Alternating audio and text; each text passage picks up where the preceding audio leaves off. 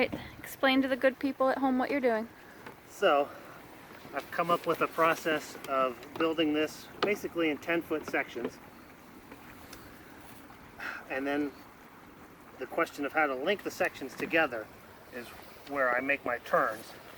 So I've come up with this interim piece that's made up of 8 boards that go at a 90-degree angle, and then I can draw a line and then cut these individual boards on a near 90-degree cut, or at least not so radical that if I tried to do it on a long board, I'd have to do it very differently. So this makes it simpler on a chop saw to make this transition piece.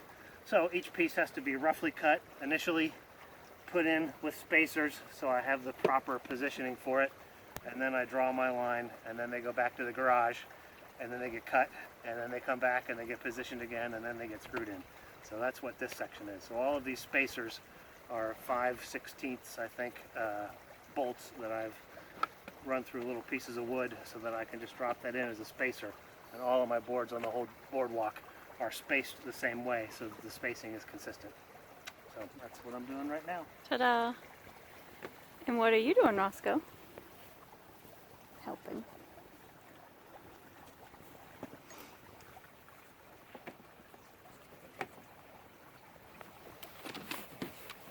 This one needs to be spaced.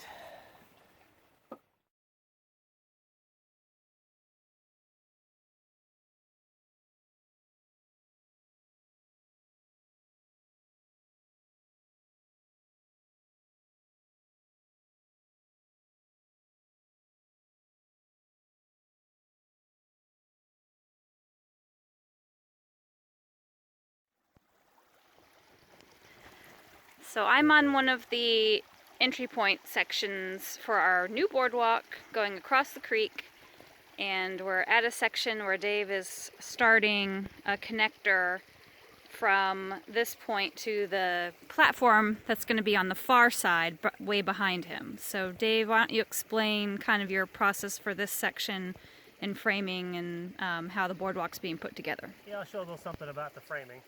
I'm basically building section by section and then connecting them together. But the sections that stand by themselves are about 10 feet long, and I use 2 outer 6-inch boards as joists to hold the weight of everything. And then, because when you're walking on a deck or a boardwalk, if you have a long span unsupported, it'd be really bouncy. So decks need to be 16 inches between supports so it doesn't be so bouncy. So for me to do my 16-inch spacing, I'm not setting, joists the whole way. I'm using kind of a little helper in the middle here, and I'm using my technology from being 6 years old, Lincoln log technology, where you make lap joints and you connect them together like Lincoln logs.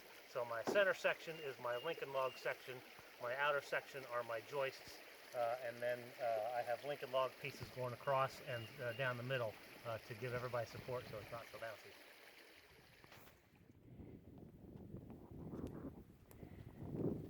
So I'm on the section of the boardwalk that heads up closest to the house, although the house is pretty far away still. And we're at a platform here where there's going to be great bird watching opportunities and just being immersed in nature. And you can see Dave has his mud boots on because this part of the property was pretty inaccessible for, I don't know, the entire time this property's been here, because it's boggy, soft ground, which is one of the reasons why we're putting the boardwalk in, so that people can get out here and not have to wear the big mud boots. You don't have mud boots. Yep. You don't want to be out here. Exactly. Unless you're a heron or a frog, they'll be happy about this. So this is where the frogs live, so this is going to be cool to sit out here and be in the middle of all the frogs. Yep.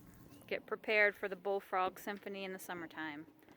So we're excited to make this part of the property accessible to guests. It's about a half acre or so, so it'll be awesome.